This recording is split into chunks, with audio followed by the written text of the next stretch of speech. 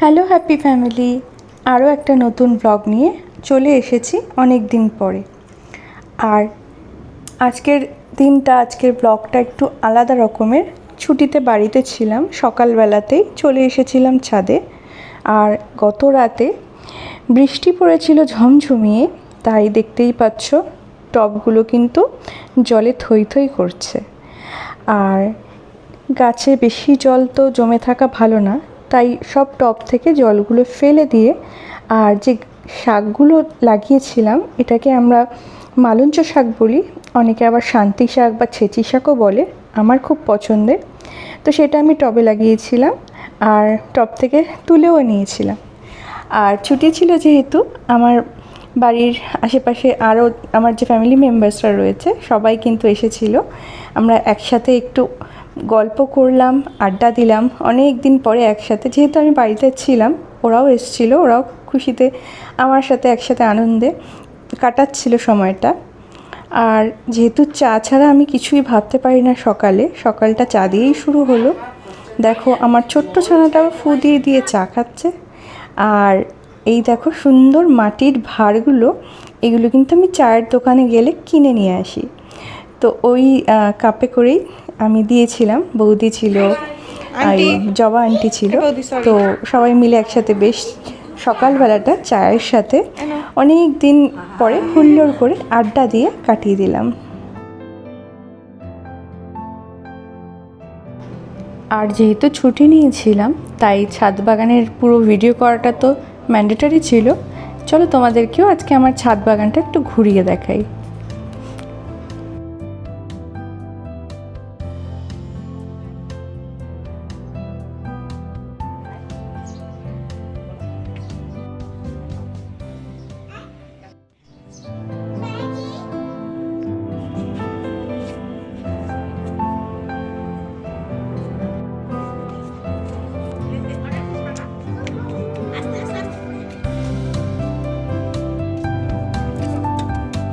আমার আরেকটা লেবু কই বৌদি?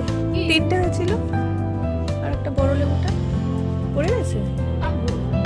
তিনটে এই যে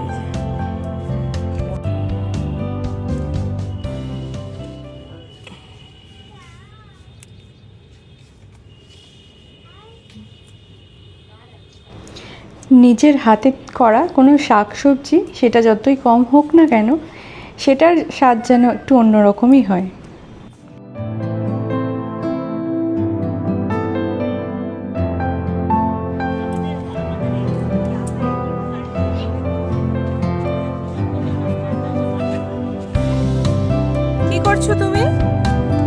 কি করছো তুমি?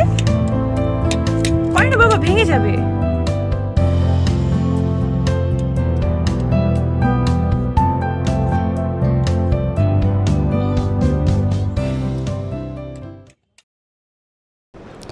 বৃষ্টি স্নাত আমার সুন্দরীদের দেখতে আহা আজ কতই না সুন্দর লাগছে। শুধু ফুলগুলোই না, দেখো বৃষ্টিতে ভিজে পাতারাও যেন আরও অনেক সুন্দর হয়ে উঠেছে। আমার তো দেখতে ভীষণ ভালো লাগে। ঘন্টার পর ঘন্টা আমি কাটিয়ে দিতে পারি এদেরই সাথে। তোমরাও কি কেউ আছো আমার মতো এরকম গাছপ্রেমী?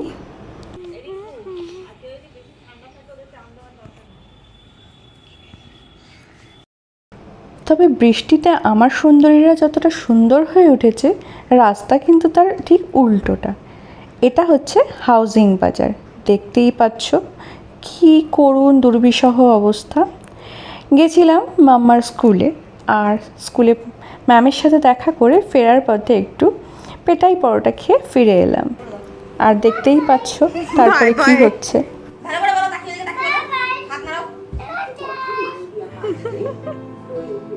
দুমদুমাদুম করো।